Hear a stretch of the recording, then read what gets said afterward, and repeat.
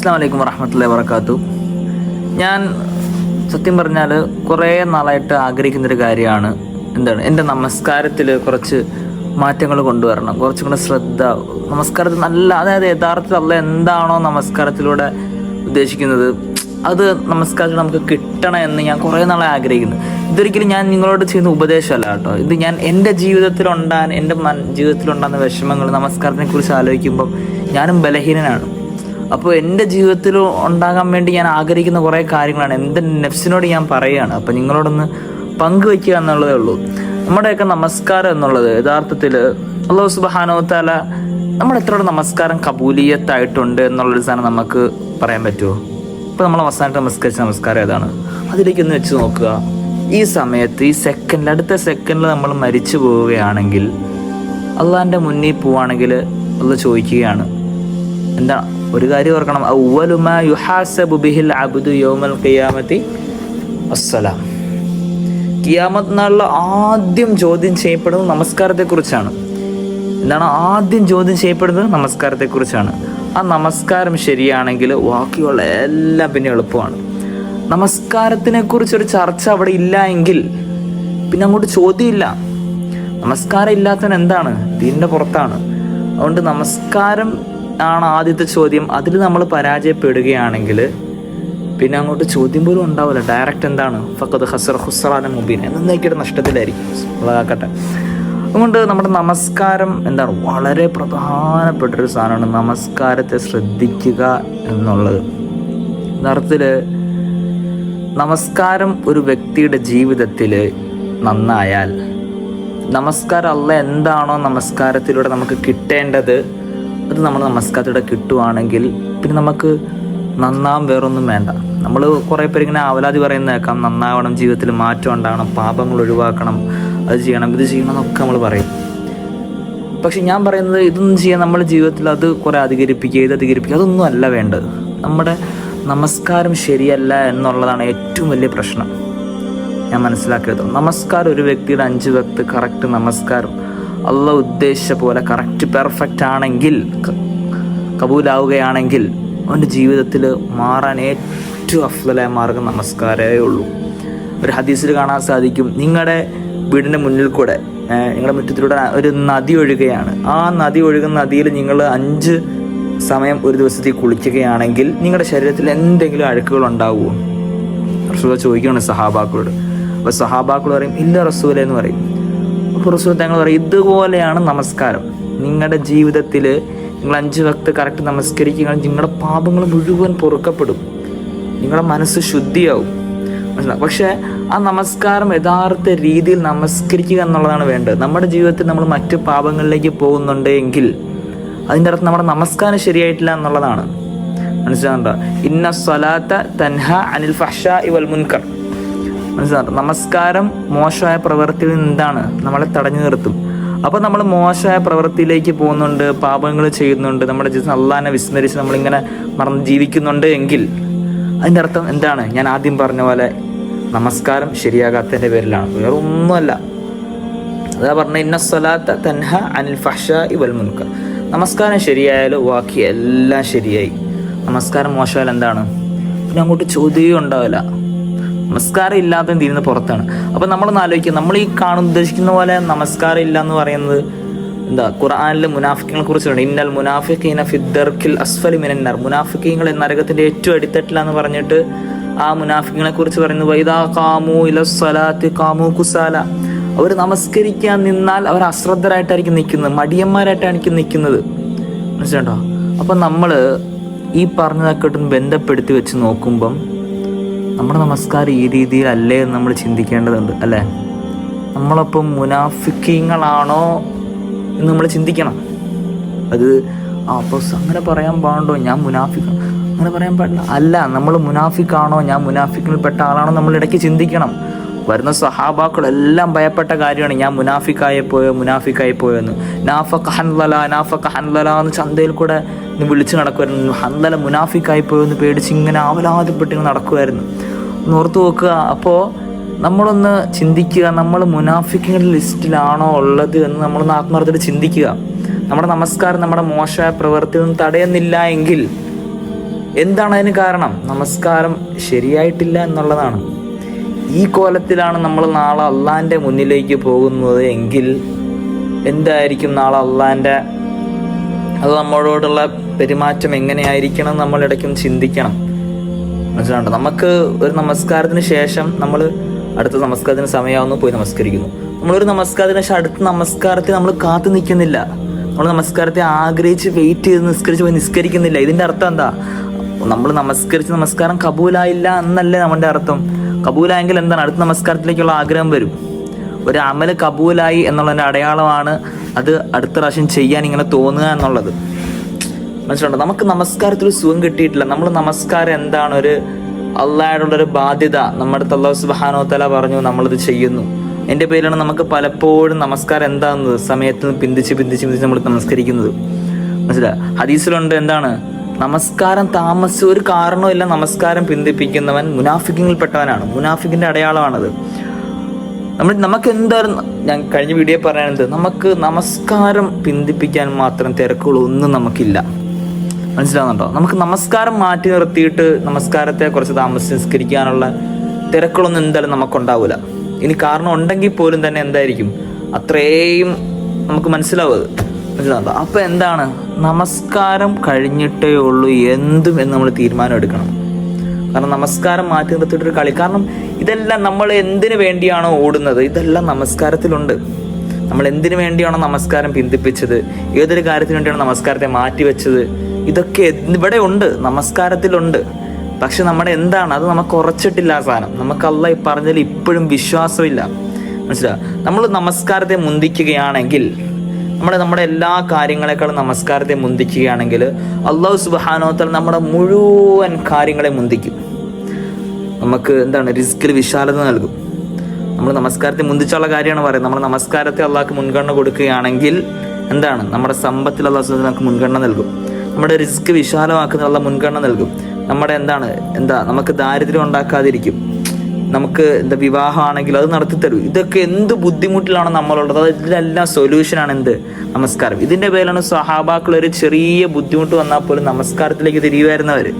പക്ഷെ നമുക്ക് എന്തുകൊണ്ടത് പറ്റുന്നില്ല? നമ്മൾ നമസ്കാരം ഒരു ബാധ്യതയായിട്ട് കണ്ടു, മാറ്റി നിർത്തുന്നു. ഇതൊക്കെ മാറി നമസ്കാരത്തിലൂടെ നേടിയെടുക്കാൻ പറ്റുമെന്നുള്ളൊരു സാധനം വരികയാണെങ്കിൽ എന്താണ്, ജീവൻ നമ്മൾ എന്തിനു വേണ്ടിയാണ് നമസ്കാരം മാറ്റി നിർത്തുന്നത് അതെല്ലാം നമ്മുടെ ജീവിതത്തിൽ വരും. ഖുർആൻ പറഞ്ഞു, വമൻ അഅറള അൻ ദിക്രി ഫഇന്ന ലഹു മഈശത്തൻ ദൻക. ആരെങ്കിലും എൻ്റെ സ്മരണയിൽ നിന്നും വിദൂരത്താവുകയാണെങ്കിൽ ഫഇന്ന ലഹു മഈശത്തൻ ദൻക, അവന് ഞാൻ ഇടുക്കമായിട്ടുള്ള മഈശത്തിന് മാർഗം കൊടുക്കും. അവൻ്റെ ജീവിതത്തിൽ ഫുള്ള് ബുദ്ധിമുട്ടുകളും ദാരിദ്ര്യമൊക്കെ ആയിരിക്കും. ഫഇന്നഹു യഹ്ശുറുഹു യൗമൽ ഖിയാമത്തി അഅമ, അവൻ അന്ധനായിട്ടായിരിക്കും അവൻ നാളെ അള്ളാഹിൻ്റെ മുന്നിൽ ഖിയാമത്ത് നാൾ എഴുന്നേൽക്കാൻ പോകുന്നത്. അപ്പം നമ്മൾ അള്ളാഹുവിനോട് ചോദിക്കും, ഖാല റബ്ബി ലിമ ഹശർതനി അഅമ, പടച്ചവനെ ഞാൻ എങ്ങനെയാണ് അന്ധനായിട്ട് ഇവിടെ വന്നത്? ഞാൻ ദുനിയാവിൽ കാഴ്ചയുള്ളവനായിരുന്നു. വഖദ് കുന്തു ബസീറ, ഞാൻ ദുനിയാവിൽ കാഴ്ചയുള്ളവനായിരുന്നു, പിന്നെ എങ്ങനെ ഞാൻ അന്ധനായി? അല്ലാഹു സുബ്ഹാനഹു വ തആല പറയും എന്താണ്, ഖാല കദാലിക അതത്ക ആയാതുനാ ഫനസീത വകദാലികൽ യൗമ തുൻസ. ഇതൊക്കെ നിന്റെ ജീവിതത്തിൽ ഞാൻ പറഞ്ഞു തന്നിട്ടുണ്ടായിരുന്നു എന്തൊക്കെ ചെയ്യണം എന്നുള്ള സാധനം. അന്ന് നീ എന്നെ മറന്നു മാറ്റി നിർത്തി എന്നെ, അതിൻ്റെ പേരിൽ ഞാൻ ഇന്ന് നിന്നെ മറക്കുകയാണ് എന്നുള്ളത് സുബ്ഹാനഹു വ തആല പറയും. അപ്പോൾ നമ്മൾ നമസ്കാരത്തിൻ്റെ ഗൗരവം എത്രത്തോളം ഉണ്ടെന്നുള്ളൊരു കാര്യം നമ്മൾ ശ്രദ്ധിക്കണം. നമ്മളെല്ലാം നമസ്കരിക്കുന്നവരായിരിക്കും, പക്ഷെ നമ്മുടെ നമസ്കാരം എത്രത്തോളം ശ്രദ്ധയുണ്ട്, നമസ്കാരത്തിൽ നമസ്കരിക്കേണ്ടത് പോലെയാണോ നമ്മൾ നമസ്കരിക്കേണ്ടത് എന്നുള്ളതിലാണ് പ്രാധാന്യം. മനസ്സിലാക്കണം? നമ്മൾ അധിക നമസ്കാരം എന്താണ്, നമ്മൾ നമസ്കരിക്കുന്നു പോകുന്നു, അതിനെപ്പോഴും ഒരു ബാധ്യതയാണ്. നമ്മൾ അല്ലാഹു സുബ്ഹാനഹു വ തആല നമ്മുടെ അടുത്ത് പറയുന്നു, നമ്മൾ ചെയ്യുന്നു. ഞാൻ നിങ്ങളുടെ അടുത്ത് ഇതിന് മുന്നേ കുറേ പറഞ്ഞിട്ടുണ്ട്, ഇബാദത്ത് ചെയ്യുന്ന ഉലമാക്കൾ പറയുന്നുണ്ട്, ഇബാദത്ത് ചെയ്യുന്നവർ 3 രീതിയിലുണ്ട്. ഒന്ന് അടിമകളെ പോലെ, 2 കുട്ടികളെ പോലെ, 3 കച്ചവടക്കാരെ പോലെ. അടിമകൾ എങ്ങനെയായിരിക്കും? ആ യജമാനുള്ള ഭയപ്പാടിൻ്റെ പേരിൽ, ചെയ്തില്ല എങ്കിൽ ഇന്ന് സംഭവിക്കും എന്നുള്ള ഭയപ്പാടിൻ്റെ പേരിലായിരിക്കും. എന്താണ്, അല്ലാഹു സുബ്ഹാനഹു വ തആല അത് ചെയ്തില്ലെങ്കിൽ ശിക്ഷിക്കും, ഇന്ന സാധനങ്ങളൊക്കെ ഉണ്ട്, പ്രശ്നമാകും എന്നുള്ള പേരുടെ പേരിൽ ചിലർ നമസ്കരിക്കും, ഇബാദത്ത് ചെയ്യും. വേറെ കുറച്ച് ആളുകൾ കുട്ടികളെ പോലെ, ആവശ്യം വരുമ്പോൾ മാത്രം, ആവശ്യം കഴിഞ്ഞാൽ അത് പോയി. കുട്ടികളങ്ങനെയല്ല, ഒരു ആവശ്യം വരുമ്പോൾ അള്ളാഹുടെ അടുത്ത് ചോദിച്ച് മേടിച്ചെടുക്കും, പേരൻസിനോട് ചോദിച്ച് മേടിച്ചെടുക്കും. ആവശ്യം കഴിഞ്ഞാൽ എന്തായി, അതിനുള്ള സാധനം പോയി നമ്മൾ പൊട്ടിച്ച് കളയും, ഇല്ലേ? അതുപോലെ ആയിരിക്കും. പിന്നെ എന്താണ്, കച്ചവടക്കാരെ പോലെ ലാഭം ആഗ്രഹിച്ചായിരിക്കും, പ്രതിഫലം കിട്ടണം, പ്രതിഫലത്തെ ആഗ്രഹിച്ച് ഇങ്ങനെ ചെയ്യും. ഇതൊന്നും അല്ലാത്ത വേറൊരു കൂട്ടം ആളുകളുണ്ട്. അവർ അള്ളാഹിനോടുള്ള പ്രണയത്തിൻ്റെ പേരിൽ, അള്ളാഹുള്ള ഇഷ്കിൻ്റെ പേരിൽ അള്ളാഹിനോട് സംസാരിക്കാൻ തോന്നുമ്പം ഉള്ളൊരു നമസ്കാരം ഉണ്ടല്ലോ, പ്രണയത്തിൻ്റെ പേരിൽ നമസ്കരിക്കുന്ന നമസ്കാരം, ഇതാണ് യഥാർത്ഥ ഇബാദത്ത്. നമസ്കാരം മാത്രമല്ല, യഥാർത്ഥ ഇബാദത്ത് എന്താണ്? ഈ ഇബാദത്തുകൾക്കാണ് ജീവനുള്ള ഇബാദത്തുകൾ. ബാക്കി ഉള്ള ഇബാദത്തുകളൊന്നും എന്താണ്? ജീവനില്ലാത്ത ഇബാദത്തുകളാണ്. അതുകൊണ്ടാണ് നമുക്ക് ചില കാര്യങ്ങൾ നമുക്കും ഇത് ചെയ്യുമ്പോൾ ഇസ്തിഖാമത്ത് ഉണ്ടാകാതെ ആയി പോകുന്നത്. അള്ളാഹ് പറയുന്നു, നമ്മൾ ചെയ്യുന്നു, അത് ബാധ്യതയാണ് അള്ളാഹിനോടുള്ള, ദീനി പറഞ്ഞ കാര്യമാണ്, അത് ചെയ്തില്ലെങ്കിൽ ഇന്നതായ ശിക്ഷയുണ്ട്, പ്രതിഫലം കിട്ടില്ല എന്നൊക്കെ ഉള്ളതിൻ്റെ പേരിലാണ് നമ്മളൊരു അമൽ നമ്മൾ സ്റ്റാർട്ട് ചെയ്യുമ്പോൾ നമുക്ക് ഇസ്തിഖാമത്തില്ലാതെ ആയി പോകുന്നത്. പക്ഷെ നമ്മൾ അള്ളാഹിനോടുള്ള പ്രണയത്തിൻ്റെ പേരിലാണെങ്കിൽ ഒരു ഇബാദത്ത് ചെയ്യുന്നത്, നമസ്കരിക്കുന്നത് എന്നെങ്കിൽ നമുക്കതിലൊരു മടുപ്പും ഉണ്ടാവില്ല. നമ്മളൊരാളെ പ്രണയിക്കുകയാണ്, ഈ പ്രണയിക്കുന്ന ആൾക്ക് നമുക്ക് എത്ര വേണേൽ സംസാരിച്ചിരിക്കും, നമ്മൾ ഒരു മടിയില്ല സംസാരിച്ചിരിക്കും, എത്ര മണിക്കൂറുകൾ വേണേൽ സംസാരിച്ചിരിക്കും, എത്ര സംസാരിച്ചാലും എന്താ സമയം പോകുന്ന അറിയില്ല. പക്ഷെ നമുക്ക് എന്തുകൊണ്ട് നമസ്കാരത്തിലൊരു കുറച്ച് ദീർഘം ഓതിയാലും നമ്മുടെ ശ്രദ്ധ മാറിപ്പോകുന്നു, നമുക്ക് വേറെ വേറെ ചിന്തകളിലൊക്കെ ആയി പോവുക? കാരണം എന്താണ്? നമുക്ക് നമസ്കാരം ബാധ്യതയായി മാറിയിരിക്കുകയാണ്. മനസ്സിലാകുന്നില്ലേ? നമസ്കാരം ഒരു പ്രണയത്തിൻ്റെ ഒരു അള്ളാഹിനുള്ള പ്രണയത്തിൻ്റെ പേരിൽ, ഒരു ഇഷ്കിൻ്റെ പേരിൽ നമസ്കരിക്കുന്നതായിരുന്നെങ്കിൽ സഹാബാക്കളെ പോലെ അലി റളിയല്ലാഹു അൻഹു പറയുന്നു, എനിക്കെൻ്റെ പടച്ചവനോട് സംസാരിക്കാൻ തോന്നുമ്പോൾ ഞാൻ നമസ്കാരത്തിൽ മുഴുകും. എനിക്കെൻ്റെ റബ്ബിൻ്റെ സംസാരം കേൾക്കാൻ ആഗ്രഹിക്കുമ്പോൾ ഞാൻ ഖുർആൻ ഷരീഫ് പാരായണം ചെയ്യും. സഹാബാക്കളൊക്കെ രാത്രി മുഴുവൻ നിന്ന് നിസ്കരിച്ച്, റസൂലുള്ളാഹി തങ്ങൾ കാലിൽ നീര് കെട്ടുവോളം നിന്ന് നിസ്കരിച്ച്. ഇതെങ്ങനെയാണ് നിസ്കരിച്ചത്? നമുക്കൊരു 20 റക്അത്ത് നമസ്കരിക്കുമ്പോൾ നമ്മുടെ കാല് കടയുന്നുണ്ടെങ്കിൽ സഹാബാക്കൾ ഇത്രത്തോളം ചെയ്തിട്ടുണ്ടെങ്കിൽ എന്തിൻ്റെ പേരിലാണ്? അവർക്ക് അള്ളാഹിനോടുള്ള പ്രണയത്തിൻ്റെ പേരിലായിരുന്നു. മനസ്സിലാക്കണം, അള്ളാഹിനോടുള്ള പ്രണയത്തിൻ്റെ പേരിലാണ്. അവർ അള്ളാഹിനെ സ്നേഹിച്ചു, സ്നേഹത്തിൻ്റെ പേരിൽ ചെയ്യുന്ന ഇബാദത്തുകളായിരുന്നു അവർ. നമ്മൾ എന്തായി മാറി? നമുക്ക് അള്ളാഹിനോടുള്ള പ്രണയമില്ല, നമുക്ക് സ്നേഹമില്ല.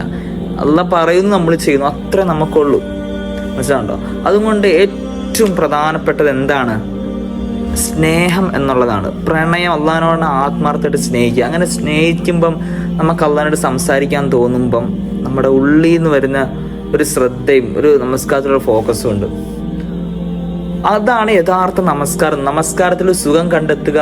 റസൂലുള്ളാഹി തങ്ങൾ പറയുന്നു, ഖുർറത്തു ഐനി ഫിസ്സല, എൻ്റെ കൺകുളിർമ എവിടെയാണ്? നമസ്കാരത്തിലാണ്. അതാണ് ഒരാൾ നമ്മളൊരാളെ ഇഷ്ടപ്പെടുന്നുണ്ട്, അയാൾക്ക് എത്ര സംസാരിച്ചാൽ മടുക്കാത്ത പോലെ അയാൾക്ക് സംസാരിക്കാൻ നമ്മൾ സമയം കണ്ടെത്തും. നമ്മുടെ മറ്റ് തിരക്കുകൾ മാറ്റി വയ്ക്കും. നമുക്ക് എന്തെങ്കിലും ജോലിത്തിലൊക്കെ ഉണ്ടത് പിന്നെ ആക്കിയിട്ട് നമ്മൾ എന്ത് ചെയ്യും? ഇവിടെ സമയം കൊടുക്കും. അതായിരുന്നു റസൂലുള്ളാഹി തങ്ങൾ പറഞ്ഞു, ഖുർറത്തു ഐനി ഫിസ്സല, എൻ്റെ കൺകുളിർമ നമസ്കാരത്തിലായിരുന്നു. നമ്മുടെ താല്പര്യം, അല്ലാഹുള്ള ഒരു പ്രണയം നമുക്ക് വരികയാണെങ്കിൽ നമ്മൾ അതുപോലെയാവും. നമ്മുടെ ജോലി തിരക്കുകൾ മാറ്റിവെക്കും, നമസ്കരിക്കാൻ വേണ്ടി നമ്മൾ സമയം കണ്ടെത്തും. നമ്മുടെ എല്ലാ തിരക്കുകളും എല്ലാം മാറ്റി വെച്ച് നമ്മൾ നമസ്കാരത്തിന് നേരത്തെ തയ്യാറാകും. മനസ്സിലായി? എന്ത് തിരക്കുള്ള പിന്നത്തേക്ക് ഇപ്പം നമസ്കാരം ഉണ്ട് കഴിഞ്ഞ് മാറ്റി വയ്ക്കണം, നമുക്ക് സാധിക്കണം. അതിനുവേണ്ടി നമ്മൾ അള്ളാഹിനെ ആത്മാർത്ഥത്തിൽ പ്രണയിച്ചാൽ മാത്രമേ ഉള്ളൂ നമ്മുടെ ജീവിതത്തിൽ നമസ്കാരത്തിൽ നമ്മുടെ പുരോഗമനം ഉണ്ടാവുള്ളൂ. കാരണം നമസ്കാരം ശരിയായാൽ തന്നെ, ഞാൻ ആദ്യം പറഞ്ഞല്ലോ, നമസ്കാരം ശരിയായാൽ തന്നെ നമ്മുടെ മുഴുവൻ അമലുകളും റെഡിയാവും. ഇത് ഉറപ്പുള്ള കാര്യമാണ്. നമ്മുടെ മുഴുവൻ അമലുകളും എന്താവും? റെഡിയാവും. നമസ്കാരം ശരിയാകാത്തതിൻ്റെ പ്രശ്നമാണ് നമ്മുടെ ജീവിതത്തിൽ സംഭവിക്കുന്നതെല്ലാം.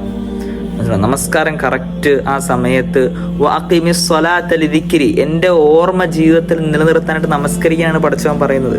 അപ്പം ആ നമസ്കാരം ശരിയായുള്ള പടച്ചവനുള്ള ഓർമ്മ നമുക്ക് നിലനിൽക്കുകയുള്ളൂ. ആ അള്ളാഹിനെ കുറിച്ചുള്ള ദിക്ർ ഉണ്ടെങ്കിലേ ഉള്ളൂ എന്ത് സംഭവിക്കുകയുള്ളൂ? അള്ളാഹിനെ ഭയപ്പെട്ട്, അലാ ബിദിക്രില്ലാഹി തത്മഇന്നുൽ ഖുലൂബ്, അള്ളാഹിൻ്റെ സ്മരണയിൽ മാത്രമാണ് സമാധാനം ഉണ്ടാകുക. അപ്പം ഈ നമസ്കാരം നമ്മുടെ ജീവിതത്തിൽ വരുമ്പോൾ നമ്മുടെ ജീവിതത്തിൽ സംഭവിക്കാൻ പോകുന്ന മാജിക്ക്, നമ്മൾ നമസ്കരിക്കുന്നുണ്ട്, പക്ഷെ നമ്മുടെ നമസ്കാരത്തിന് ഇപ്പം എന്താ? ജീവനില്ല. അതാ പ്രശ്നം. ജീവനില്ലാത്ത നമസ്കാരം അതിൻ്റെ പേരാണ് പ്രശ്നം. നമ്മുടെ നമസ്കാരം ജീവൻ ഉണ്ടാക്കിയെടുക്കുക, അതെന്നുള്ള ഇഷ്കിൻ്റെ പേര് നമസ്കരിക്കുക. നമ്മൾ നമസ്കാരത്തിൽ കാത്തിരിക്കണം. നമ്മൾ നമസ്കാരത്തിൽ ശ്രദ്ധ കിട്ടുന്നില്ല, ഫോക്കസ് കിട്ടുന്നില്ല എന്നുള്ള പ്രശ്നം എന്താണ്? നമ്മൾ ഓടി വരുന്നു, നമസ്കരിക്കുന്നു, പോകുന്നു, ഇതാണ് ബാധ്യത തീർത്ത് പോവാണ്. പക്ഷേ നമ്മൾ ഇപ്പോൾ സുബഹി നമസ്കാരം, ഉദാഹരണം സുബഹി നമസ്കാരം കഴിഞ്ഞാൽ നമ്മൾ കുറച്ച് നേരം ദിക്റൊക്കെ കഴിഞ്ഞിട്ട് നമ്മൾ അടുത്ത ദുഹർ നമസ്കാരത്തിന് വേണ്ടി കാത്തിരിക്കണം. ഇടയ്ക്കിടയ്ക്ക് ദുഹർ നിസ്കാരത്തിനെ കുറിച്ച് ഓർക്കണം. ദുഹറിന് സമയം ആയില്ലല്ലോ, എന്താ സമയം ആകാത്ത? ദുഹർ നിസ്കാരം ഇപ്പം സമയമാവും, നിസ്കരിച്ച് ബാങ്ക് വിളിച്ച ഒട്ടനെ സുന്നത്ത് നിസ്കരിച്ച് അതിനുവേണ്ടി തയ്യാറായി. ഇങ്ങനെ ഒരു നമസ്കാരത്തിന് വേണ്ടി കാത്തു നിൽക്കണം. നമ്മൾ ഇഷ്ടപ്പെട്ട ഒരാളെ കാണാൻ പോകുമ്പോൾ നമ്മൾ എന്തൊക്കെ തയ്യാറെടുപ്പുകൾ ചെയ്യലുണ്ട്? നമ്മൾ നല്ല ഡ്രസ്സ് ധരിക്കും, നേരത്തെ നല്ല പെർഫ്യൂം അടിക്കും, ഭയങ്കര അടിപൊളിയായിട്ടാണ് നമ്മളൊരാളെ കാണാൻ പോകുന്നത്, അല്ലേ? അതുപോലെ ആയിരിക്കണം നമ്മൾ ഒരു നമസ്കാരത്തിന് വേണ്ടി കാത്തു നിന്ന് അതിനുള്ള പ്രിപ്പറേഷൻ. അതിനെ വെയിറ്റ് ചെയ്ത് നിന്ന് നമസ്കാര സമയമാവുമ്പം നമ്മൾ നമസ്കാരത്തിലേക്ക് കടക്കുമ്പോൾ നമുക്ക് കിട്ടുന്നൊരു സുഖമുണ്ടല്ലോ, അതാണ് മക്കളെ നമസ്കാരം അടിപൊളിയായി. ഇത് ഞാൻ പറയുന്നത്, ഇപ്പോഴും പറയുന്നത് എൻ്റെ ജീവിതത്തിലുള്ള കാര്യമല്ല ഞാൻ പറയുന്നത്, എൻ്റെ ജീവിതത്തിൽ ഉണ്ടാകാൻ ആഗ്രഹിക്കുന്ന കാര്യങ്ങളാണ് ഞാൻ പറയുന്നത്. ഞാൻ എന്നോട് തന്നെയാണ് പറയുന്നത്. ഫദക്കിർ ഫഇന്ന ദിക്റ തൻഫഉൽ മുഅ്മിനീൻ. മുഅ്മിനീങ്ങൾ പരസ്പരം നമ്മൾ അങ്ങോട്ടും ഇങ്ങോട്ടും ഓർമ്മപ്പെടുത്തലുകളാണ്. ഞാൻ ഉപദേശമല്ല, ഇത് ഓർമ്മപ്പെടുത്തലുകളാണ്. നമ്മുടെ ജീവിതത്തിൽ ആരെങ്കിലും ജീവിതത്തിലൊക്കെ നമുക്ക് ഉപകാരപ്പെട്ടേക്കാം, മനസ്സിലാവുന്നുണ്ട്. അതുകൊണ്ട് ഞാൻ പറഞ്ഞു തന്നത് എന്താണ്, നമസ്കാരം. അങ്ങനെ ഒരു നമസ്കാരത്തെ വെയിറ്റ് ചെയ്ത് ആ നമസ്കാരം കഴിഞ്ഞ് അടുത്ത നമസ്കാരത്തെ വെയിറ്റ് ചെയ്ത് കാത്തു നിൽക്കുക, അടുത്ത നമസ്കാരത്തെ കാത്ത് സമയം നോക്കി സമയം ഉടനെ പോവുക. അങ്ങനെ നമ്മൾ നമസ്കാരത്തെ കാത്തു നിന്ന് ഒരു നമസ്കാരം കഴിഞ്ഞാൽ ഉടനെ നമുക്ക് അടുത്ത നമസ്കാരത്തിലേക്ക് ഫിക്കർ പോകണം. അടുത്തത് അസർ സമയമായോ, അങ്ങനെ ഒരു സാധനം കാത്തു നിന്ന് ഓരോ നമസ്കാരത്തിനും വെയിറ്റ് ചെയ്ത് അങ്ങനെ കാത്തു നമ്മൾ നമസ്കരിക്കുമ്പം ഏറെക്കുറെ നമ്മുടെ നമസ്കാരത്തിൽ ശ്രദ്ധ വരും. നമ്മൾ നേരെ വീർപ്പ് നിസ്കരിക്കാതെ നമസ്കാരത്തിന് വേണ്ടി കാത്തു നിന്ന് നേരത്തെ പള്ളിയിൽ പോയി സുന്നത്ത് നമസ്കാരങ്ങൾ നമസ്കരിച്ച് അള്ളാഹുള്ള ഇങ്ങനെ എന്തായിരിക്കും അള്ളാഹുടെ സംസാരിക്കുമ്പോൾ ശ്രദ്ധിച്ച് കേട്ടിരിക്കണം എന്നുള്ള സാധനങ്ങളൊക്കെ നമ്മൾ നമസ്കരിക്കുമ്പോൾ അള്ളാഹ് നമ്മുടെ സംസാരിക്കുകയാണ്, മനസ്സിലാകുന്നുണ്ടോ? നമ്മൾ ഓരോ കാര്യങ്ങളും സൂറത്തുൽ ഫാത്തിഹ ആകുമ്പോൾ ഓരോ ആയത്തും നമ്മൾ സംസാരിച്ചുകൊണ്ടിരിക്കുകയാണ്. നമ്മളിങ്ങനെ നമ്മൾ ഒരു വലിയൊരു പ്രധാനപ്പെട്ട ഒരാളെ കാണാൻ പോവുക. നിങ്ങളൊന്ന് ഓർത്ത് നോക്കിയോ, നമ്മൾ വലിയ പ്രധാനപ്പെട്ട ഒരാളെ കാണാൻ പോകുമ്പോൾ നമ്മളിങ്ങനെ അവിടുത്തെ ഒരു കാര്യം പറയുക, പിന്നെ അത് അങ്ങനെ ചെയ്തായിരുന്നെങ്കിൽ കുഴപ്പമില്ലായിരുന്നു, പിന്നെ എന്താ എനിക്കറിയില്ല, ഇങ്ങനെ സംസാരിച്ചാൽ ഓപ്പോസിറ്റ് നിൽക്കുന്ന ആൾ എന്ത് മനസ്സിലാക്കും? ഇവൻ എന്താ ചെയ്യുന്നത്? അതോടെ അയാളുടെ മതിപ്പ് പോവും. ഓപ്പോസിറ്റ് നിൽക്കുന്ന ആൾ എന്താണോ നമുക്ക് ആവശ്യം അത് ചെയ്ത് തരത്തില്ല എന്ന് മാത്രമല്ല നമ്മളോടുള്ള മതിപ്പും പോവും, ഇല്ലേ? ഇത് തന്നെയല്ല നമ്മൾ നമസ്കാരത്തിലേക്ക് കടന്ന നമ്മൾ ചെയ്യുന്നത്. നമ്മൾ കൈകെട്ടുന്നു, നമ്മൾ വേറെ ഏതോ ലോകത്താണ്, ഇതൊരു പ്രഹസനം, ഒരു കുത്തിമറിയലായി മാറിയിരിക്കുക. നമ്മൾ ഏതോ ഒരു ലോകത്താണ് നമ്മൾ നിൽക്കുന്നത്, മനസ്സിലായി? ശ്രദ്ധ ഇരിക്കുന്നില്ല, വേറെ സ്ഥലത്ത് ഇങ്ങനെ നമ്മൾ നമുക്ക് മറന്നു എല്ലാ കാര്യങ്ങളും നമസ്കാരത്തിൽ ഓർമ്മ വരും. നമ്മളിങ്ങനെ വേറെ ലോകത്താണ് നിൽക്കുന്നത്. പക്ഷേ അതൊക്കെ മാറി നമ്മൾ ഒരു കാര്യം ഒരാളത്ത് സംസാരിച്ചുകൊണ്ടിരിക്കുമ്പോൾ എത്ര ശ്രദ്ധ കൊടുക്കുന്നോ, എത്ര സീരിയസ്നെസ് കൊടുക്കുന്നോ, അത് നമ്മുടെ നമസ്കാരത്തിൽ എന്തുകൊണ്ട് നമുക്ക് വരുന്നില്ല എന്നുള്ളതാണ് നമ്മൾ ചിന്തിക്കേണ്ടത്, മനസ്സിലായി? നമ്മൾ നമസ്കാരത്തിൽ വേറെ ഒരു ഫോക്കസിലേക്ക്, നമസ്കാരത്തിൽ എന്ന് പറഞ്ഞാൽ കറക്റ്റ് സുജൂദിന്റെ സ്ഥാനത്തിലേക്ക് നോക്കി എപ്പോഴും നമ്മൾ സംസാരിക്കുന്ന ആളുകൾക്ക് ശ്രദ്ധ കേന്ദ്രീകരിച്ചാലേ ഉള്ളൂ എന്ത് സംഭവിക്കുള്ളൂ, അവർക്ക് നമ്മൾ പറയുന്ന കാര്യത്തിൽ എത്രത്തോളം സീരിയസ്നെസ് ഉണ്ടാവും എന്ന് നമുക്ക് മനസ്സിലാവുള്ളൂ. ഇപ്പം ഒരാൾ ഒരു കാര്യം സംസാരിക്കുകയാണ്, ഞാൻ ഇങ്ങനെ ഇരുന്ന് അങ്ങോട്ടും ഇങ്ങോട്ടും എൻ്റെ കണ്ണ് പോവുകയാണെങ്കിൽ കാണുന്ന ആൾക്ക് മനസ്സിലാവും എൻ്റെ മനസ്സൊന്നും ഇവിടെ അല്ല എന്ന് മനസ്സിലാവും. അപ്പം നമ്മൾ നമസ്കരിക്കുമ്പോൾ നമ്മുടെ ചിന്തയൊക്കെ വേറെ സ്ഥലത്താണെങ്കിൽ ഒക്കെ പാളിപ്പോവും. അതുകൊണ്ട് നമസ്കരിക്കുമ്പോൾ എന്ത് ചെയ്യുക, നമ്മൾ ശ്രദ്ധിച്ച് കണ്ണ് ഒരേ ഒരു സ്ഥാനത്തേക്ക് മാത്രം ഫോക്കസ് ചെയ്ത് കണ്ണനക്കാതെ വെച്ച് നമസ്കരിച്ച് ഓരോ കാര്യങ്ങൾ അർത്ഥം അറിഞ്ഞ് ആശയം അറിഞ്ഞ് ഇങ്ങനെ ഓതി നമസ്കാരത്തിലേക്ക് കടക്കുമ്പം നമ്മുടെ മുന്നിൽ അള്ളാഹ് ഉണ്ട് എന്നുള്ളൊരു സാധനം മുന്നിൽ കൊണ്ടുവന്ന് നമ്മൾ നമസ്കരിക്കുകയാണെങ്കിൽ അള്ളാഹിനുള്ള പ്രണയത്തിൻ്റെ പേരിലാണ് ഞാൻ അള്ളാഹിനോട് സംസാരിക്കുകയാണ്, എൻ്റെ ഇപ്പം പടച്ചോട് ഞാൻ സംസാരിക്കുകയാണെന്നുള്ള രീതിയിൽ നമ്മുടെ നമസ്കാരത്തെ നമ്മൾ കൊണ്ടുവരികയാണെങ്കിൽ അൽഹംദുലില്ലാ നമ്മുടെ ജീവിതത്തിൽ വല്ലാഹി ഉറപ്പായിട്ട് മാറ്റം ഉണ്ടാവും. നമ്മുടെ ജീവിതം തന്നെ മാറി മറിയും, ജീവിതത്തിൽ ബറക്കത്തുണ്ടാവും. സമ്പത്തിന് വേണ്ടിയാണ് നിങ്ങൾ ഓടുന്നത്, സമ്പത്ത് ജീവിതത്തിൽ വരും. പക്ഷെ നിങ്ങൾ മാറ്റി വയ്ക്കുന്നില്ല, നിങ്ങൾ സമ്പത്തിൻ്റെ പുറകെ ഓടി ഓടി ഓടി ഓടി ഓടി നിങ്ങളുടെ നമസ്കാരം കവായി പോകുന്നു, നമസ്കാരം വിട്ടുപോകുന്നു. ഇതിൻ്റെ പേരിൽ നിങ്ങൾക്ക് ദുനിയാവും കിട്ടില്ല, ആഖിറവും കിട്ടില്ല, മനസ്സിലായോ? ഹത്താ സുറത്തുൽ മഖാബിർ, എല്ലാ ഓട്ടവും ഖബർ വഴിയേ ഉണ്ടാവുള്ളൂ, അതിൻ്റെ അപ്പുറത്തോട്ടൊന്നും ഒരു ഓട്ടവും ഉണ്ടാവില്ല. അതുകൊണ്ട് നിങ്ങൾ നമസ്കാരത്തിന് വേണ്ടി നിങ്ങളുടെ ഏത് വിലപ്പെട്ട, നിങ്ങൾക്ക് എത്ര വല്ല തിരക്കുള്ള ആളാണെങ്കിലും നമസ്കാരത്തിന് വേണ്ടി നിങ്ങളെ എല്ലാ സമയം മാറ്റി വെച്ചാൽ നിങ്ങൾ എന്തിൻ്റെ പുറകെയാണോ പോയത് അത് നിങ്ങളുടെ കാൽ കീഴിൽ വന്ന് നിൽക്കും എന്നുള്ള കാര്യത്തിൽ യാതൊരു സംശയമില്ല. കാരണം പടച്ചവൻ്റെ വാക്കാണ്, ഇന്ന വഅദല്ലാഹി ഹഖ്, അള്ളാഹിൻ്റെ വാഗ്ദാനം എപ്പോഴും സത്യമായിരിക്കും. പടച്ചവൻ നമസ്കരിച്ചാൽ തരും എന്ന് പറഞ്ഞാൽ തരും, മനസ്സിലാവണ്ട? നമ്മൾ നമസ്കാരത്തെ മുൻഗണന കൊടുത്താൽ നമ്മുടെ കാര്യത്തിൽ പടച്ചവൻ നമുക്ക് എല്ലാ കാര്യത്തിലും മുൻഗണന നൽകും, മനസ്സിലാവണം? ജീവിതത്തിൽ സമാധാനം ഉണ്ടാവും. സമാധാനം ഉണ്ടാവും എന്ന് പറഞ്ഞാൽ പിന്നെ ജീവിതത്തിൽ ഇതുണ്ടാവില്ല, പരീക്ഷണം ഉണ്ടാവില്ല എന്നുള്ളതല്ല അർത്ഥം. പരീക്ഷണങ്ങളിൽ നമ്മൾ എങ്ങനെ അള്ളാഹിനോട് സമീപിക്കണം നമുക്ക് മനസ്സിലാവും. ഒരു ഈമാൻ ഉറച്ച നമസ്കാരത്തിൽ ഇത്ര ഫിക്ർ വന്ന് നമ്മുടെ ജീവിതം ഒരു ചിട്ടയാവുകയാണെങ്കിൽ നമുക്കൊരു പരീക്ഷണം വരുമ്പം അള്ളാഹ് നമ്മുടെ അടുത്ത് എന്താണ് ഉദ്ദേശിക്കുന്നത് ഈ പരീക്ഷണം നമുക്ക് മനസ്സിലാവും. ഇപ്പം നമുക്ക് സമാധാനിക്കാൻ പറ്റും. അതുകൊണ്ട് നമസ്കാരം മക്കളെ ഒരിക്കലും തമാശയായിട്ട് കാണാൻ പാടില്ല. നമസ്കാരം വളരെ ഗൗരവമുള്ള വിഷയമാണ്. നമസ്കാരം നമ്മുടെ ശരിയായില്ലെങ്കിൽ വേറെ ഒരു അമ്പലം ചെയ്തിട്ട് നമ്മൾ കാര്യമില്ല. നമസ്കാരം നല്ല വൃത്തിയായിട്ട് നമസ്കരിക്കുക. നമസ്കാരത്തിൻ്റെ ഇതിലുള്ള ശ്രദ്ധ നമ്മൾ ഫോക്കസ് ചെയ്യുക. നമസ്കാരം ഒരിക്കലും തമാശയല്ല എന്ന് പറഞ്ഞാൽ വളരെ സീരിയസ് ആയിട്ട് എടുക്കേണ്ട ഒരു കാര്യമാണ് നമസ്കാരം എന്നുള്ളത്. നമ്മൾ അതുകൊണ്ട് നമസ്കാരം ഇൻഷാ അല്ലാഹ് മുറുകെ പിടിക്കുക. നമ്മൾ നമസ്കാരത്തിൽ ഭയങ്കര ശ്രദ്ധിക്കേണ്ട പോലെ ശ്രദ്ധിച്ച് അല്ലാഹ് എന്താണോ നമസ്കാരത്തിലൂടെ ഉദ്ദേശിക്കുന്നത് നമ്മൾ വിലയിരുത്തലുകൾ നടത്തുക. ഒരു നമസ്കാരം കഴിഞ്ഞ് എൻ്റെ നമസ്കാരം സ്വീകരിച്ചിട്ടുണ്ടാവുമോ, എവിടെയൊക്കെയാണ് പാളിച്ചു വന്നത്, അത് സുന്നത്ത് നമസ്കാരത്തിലൂടെ എന്താണ് തിരുത്തുക, മാറ്റുക. എല്ലാ രാത്രി നമ്മൾ അല്ലാഹുവോട് സംസാരിച്ച് നോക്കുക, അല്ലാഹ് എൻ്റെ നമസ്കാരം സ്വീകരിച്ചു. ഇങ്ങനെയൊക്കെ നമ്മൾ നമസ്കാരത്തെക്കുറിച്ച് കുറേ ശ്രദ്ധ ഫിക്ർ ചെയ്യുമ്പം, നമസ്കാരത്തെക്കുറിച്ച് ചിന്തിക്കുകയാണെങ്കിൽ നമ്മുടെ നമസ്കാരത്തിൽ ശ്രദ്ധ ഉണ്ടാവും. നമുക്ക് നമസ്കാരത്തെക്കുറിച്ച് ഒരു ചിന്തയില്ല. ബാങ്ക് വിളിക്കുന്നു, നമസ്കാരം തുടങ്ങുന്നു, ഏറെ നിസ്കരിക്കുന്നു, അത് കഴിഞ്ഞ് ഇറങ്ങിപ്പോകുന്നു. നമ്മൾ നമസ്കാരത്തെക്കുറിച്ച് ചിന്തിക്കുന്നില്ല. അതാണ് നമ്മുടെ പ്രശ്നം. നമ്മൾ നമസ്കാരത്തെക്കുറിച്ച് ചിന്തിച്ച് എപ്പോഴും നമസ്കാരത്തെക്കുറിച്ച് ചിന്തിച്ചിരിക്കുകയാണെങ്കിൽ ഉറപ്പാണ് നമസ്കാരത്തിൽ ശ്രദ്ധ കിട്ടും എന്നുള്ള കാര്യത്തിൽ യാതൊരു സംശയമില്ല. എപ്പോഴും ഇരുന്ന് നോക്ക്. നിങ്ങൾ അങ്ങനെയാണ്, നിങ്ങൾ ഒരാളെക്കുറിച്ച് എപ്പോഴും ചിന്തിച്ചിരിക്കുകയാണെങ്കിൽ അയാളോട് അറിയാതെ നിങ്ങൾക്ക് ഇഷ്ടം തോന്നിപ്പോവും, ഇല്ലേ? അതുപോലെയാണ് നമ്മൾ എപ്പോഴും നമസ്കാരത്തെക്കുറിച്ച് ചിന്തിക്കുകയാണ്, അതിനോട് നമുക്ക് ഇഷ്ടം തോന്നും. നമസ്കരിക്കുമ്പോൾ നമ്മൾ അതിൽ മാത്രമായിരിക്കും നമ്മുടെ ശ്രദ്ധ. അതാണ് നമ്മൾ നമസ്കാരത്തെ എന്ത് ചെയ്യുക, ഗൗരവമായിട്ട് കാണുക. നമസ്കാരം ജീവിതത്തിൽ നന്നാക്കാൻ നോക്കുക. നമസ്കാരമാണ് ജീവിതത്തിൻ്റെ എല്ലാം എന്ന് നമ്മൾ മനസ്സിലാക്കണം. നമസ്കാരം ഇല്ലാത്തവൻ എന്താണ്, ഇസ്ലാമിൽ നിന്ന് പുറത്താണ്, മുസ്ലിം എന്നുള്ള പേര് മാത്രമേ ഉണ്ടാവുള്ളൂ. അതുകൊണ്ട് നമസ്കാരം ശ്രദ്ധിക്കുക. ഇൻഷാ അല്ലാഹ് പറഞ്ഞ കാര്യങ്ങൾ ജീവിതത്തിൽ പകർത്താൻ നിങ്ങൾ എന്ത് ചെയ്യുക, ശ്രദ്ധിക്കുക ഇൻഷാ അല്ലാഹ്.